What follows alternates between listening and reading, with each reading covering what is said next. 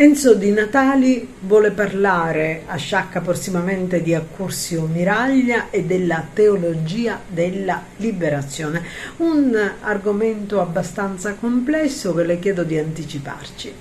Sì, sabato mattina nella chiesa perriera di Sciacca sarà trattato questo argomento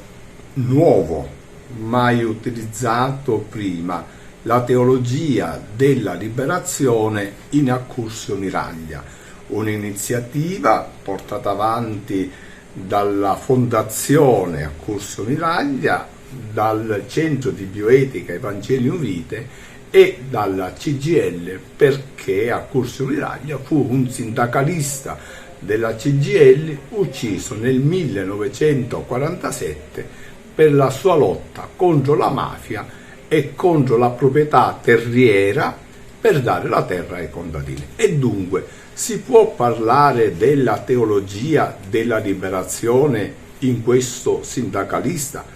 E quando sabato prossimo noi affronteremo, illustreremo e diremo che Accursio Miraglia non fu lontano da questa teologia della liberazione, perché la teologia della liberazione ha il suo fondamento nella Sacra Scrittura, che è tutta una opera di liberazione, liberare l'uomo dal peccato e liberare l'uomo da quelle strutture di peccato che offendono, umiliano la società, umiliano gli uomini nel momento in cui non regna la giustizia.